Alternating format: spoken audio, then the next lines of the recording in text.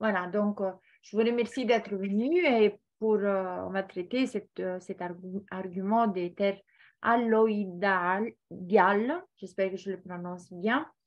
Et si vous voulez bien nous en parler, Athènes, alors on reste à l'écoute. Alors, d'après moi, les recherches que j'ai effectuées, le droit, c'était ce qui prévalait avant la Révolution française en 1789. Parce que avant, on va dire, bon, évidemment, il y avait le droit seigneurial, mais globalement, à partir du moment où on installait quelque part, c'est considéré comme un droit naturel, c'est-à-dire celui qui occupe une terre, ben, il a le droit d'être là du seul fait qu'il est présent.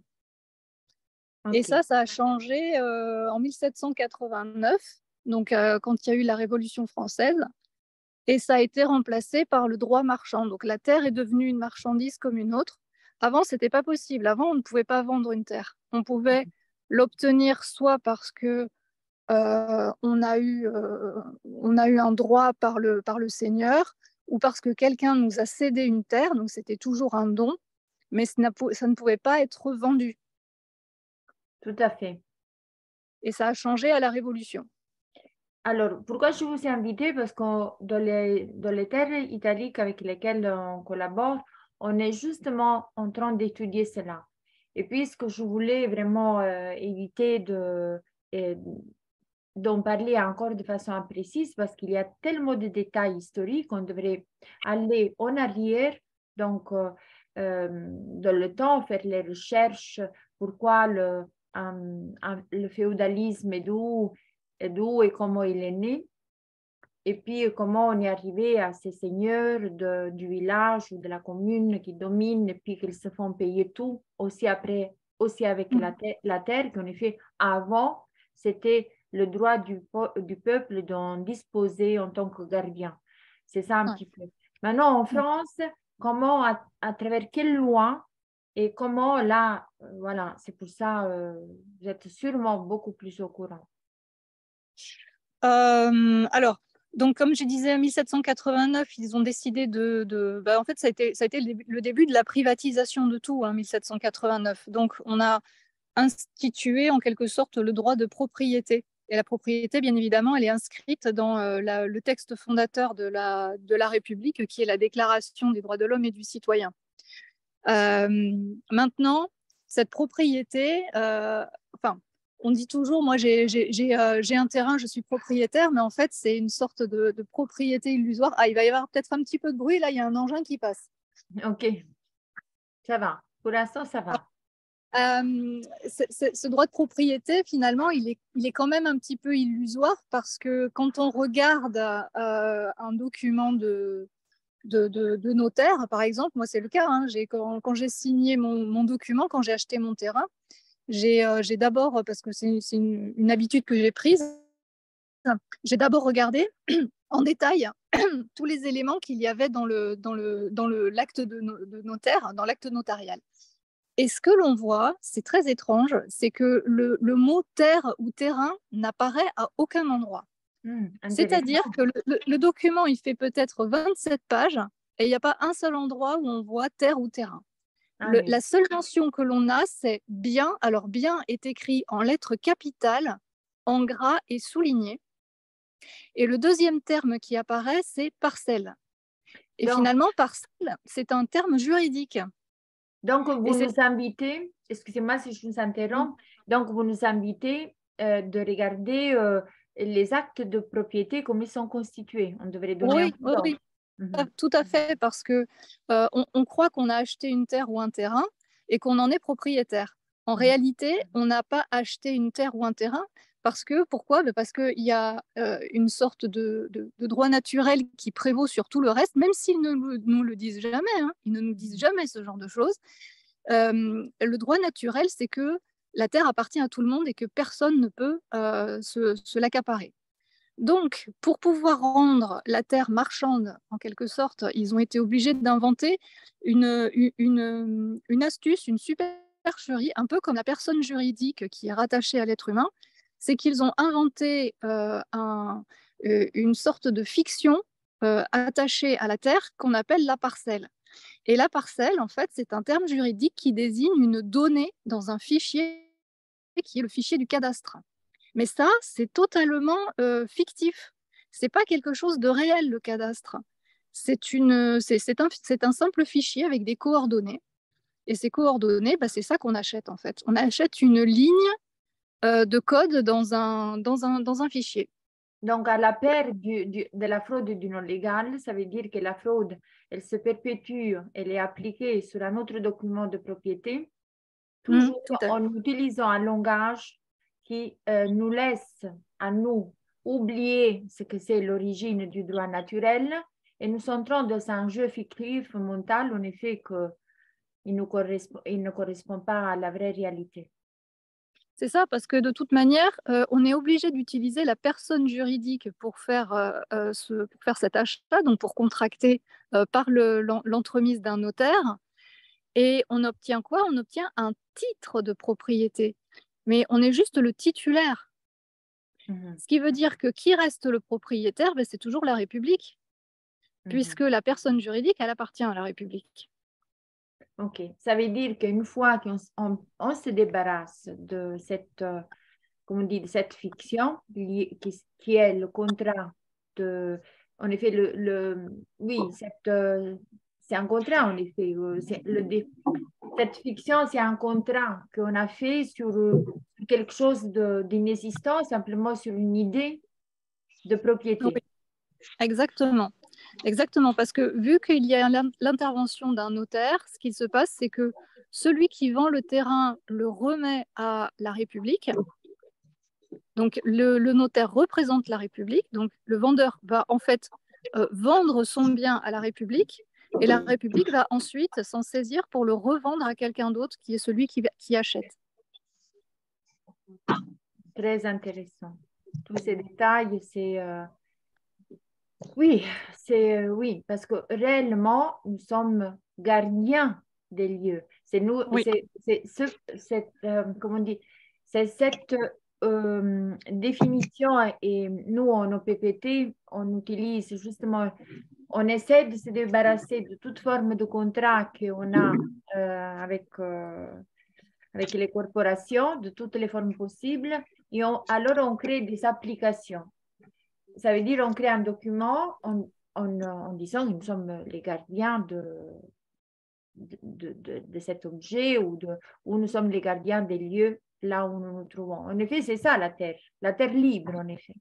Exactement. Et ça, il faut le faire parce que si on ne le fait pas, eh bien, sans qu'on le sache, sans qu'on en ait conscience, la République a toujours un droit de regard ou d'usage sur la terre. Et c'est comme ça qu'ils peuvent, par exemple, exproprier les gens. Voilà. L'expropriation, elle n'est possible que pourquoi? Parce qu'en réalité, c'est toujours finalement la République qui reste propriétaire de la terre, enfin de la terre, de la fameuse parcelle, mais c'est comme pour les êtres humains. On peut convoquer une personne juridique au tribunal, mais c'est l'être humain qui risque de finir emprisonné. Et donc, avec cette histoire de droit de propriété, c'est la même chose. Même si il ne s'agit que d'une parcelle, c'est-à-dire une donnée fictive dans le fichier du cadastre, eh bien, la République peut expulser des êtres humains de la terre qu'ils occupent par cette astuce. Moi, je peux ajouter quelque chose. Je voudrais ajouter quelque chose. Est-ce que vous tenez compte de la hiérarchie des normes? Ah oui, tout à fait. Oui. Tout à fait. Ouais. Tu voulais dire que donc, dans la Constitution des droits de l'homme de 1789, il y a un amendement qui dit que voilà, ils font ce qu'ils veulent, en fait, c'est ça au niveau. Alors, pas du tout, non. La Déclaration des droits de l'homme et du citoyen de 1789, qui est le document fondateur et celui qui est le plus haut dans la hiérarchie des normes, lui, il ne parle que des droits. Et dans un second temps, il n'évoque que les lois, mais évidemment, c'est toujours pareil, il faut que ce soit des lois valablement formées, sinon elles ne valent rien. Alors, je voulais dire quelque En chose. revanche, Pardon. Oui. Non, continuez. Ce qui peut venir après, plus bas dans la hiérarchie des normes, c'est par exemple des lois qui sont valablement formées, comme le Code civil. le Code civil de 1804. Mais ce qui prévaut toujours, c'est les droits fondamentaux qui sont inaliénables, qui sont inviolables, imprescriptibles. Le droit de propriété, c'est l'article 4 de la Déclaration des droits de l'homme, il est vraiment inscrit à l'intérieur. Mais il est à double tranchant puisqu'on sait que cette propriété, finalement, c'est en quelque sorte, c'est la République qui se l'accapare, mais avec des astuces et des petites combines d'ordre juridique. En effet, Oui, c'est très simple, Axel. Parce que, donc, je voulais juste ouvrir une parenthèse. Il y a encore 9 minutes, je n'ai pas le Zoom illimité. Si vous voulez, après retourner encore un peu, parce que c'est quand même intéressant ce que Athènes a dit. Mais je voulais juste ajouter ceci. En effet,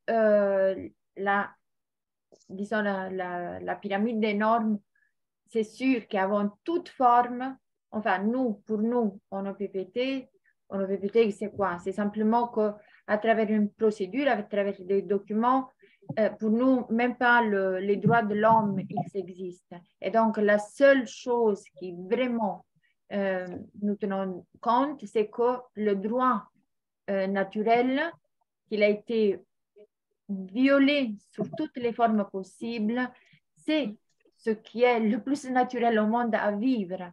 Bien que nous, dans notre mémoire, dans nos concepts, nous avons besoin de déstructurer pas après pas pour nous remémorer, pour le chercher, pour l'intégrer, pour le faire vivant dans ce que nous sommes. Maintenant, tout le reste, c'était des conceptions, des idéologies, des instruments contre la vie de l'être vivant. Donc là, quand on acclare ça, après, il faut juste, comme Athènes nous le propose concernant le droit de propriété, de nous rendre compte qu'à travers la fiction juridique, à travers tous les instruments qui sont utilisés de civil law ou de normes et tout ça, en effet, ils ont créé une cage dans laquelle, effectivement, nous devons piocher pour la casser sur tous les coins, quoi. Oui. Oui. Moi, je suis en train de suivre une formation avec Véronique Rey. Et alors, elle a créé la Nation des êtres humains en France et en Polynésie. Et en tout cas, jusqu'à aujourd'hui, et ça fait pas longtemps que je suis rentrée en formation, par exemple, en Polynésie, elle explique dans sa vidéo de présentation qu'elle a rendu la terre au peuple et que c'est effectif, quoi. Et donc, que c'est en cours de route en France. Et voilà. En tout cas, moi, je ne me sens pas défaitiste par rapport à ça. Bon, après, je suis belge, hein, mais, mais je veux dire, dans ce qu'elle explique, ça semble vraiment tenir la route et voilà, quoi. C'est vers là que nous devrions tous aller, parce que dans cette conscience qu'en effet, nous sommes de la responsabilité de notre existence, des principes de notre vie, de l'application de notre vie de façon juste et avec le droit de rechercher le bonheur. Et c'est sûr qu'en étant esclave de toutes les façons possibles, ça ne peut pas fonctionner. Aller vers une conception que la terre, elle est libre, ça veut dire aussi rentrer en résonance vraiment avec les valeurs qui sont inclus dans le droit naturel, parce que le droit naturel, c'est nous, c'est notre existence, c'est notre vie, que nous vivons en harmonie et que nous devons de nouveau remémorer que cela, c'est possible, vivre en harmonie avec la terre.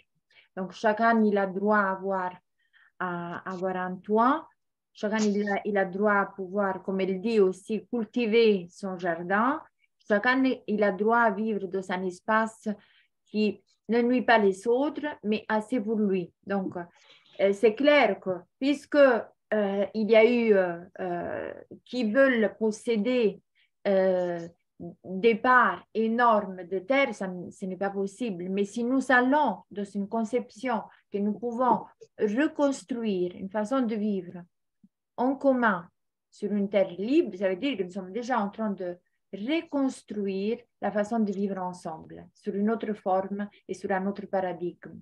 C'est clair? C'est ça.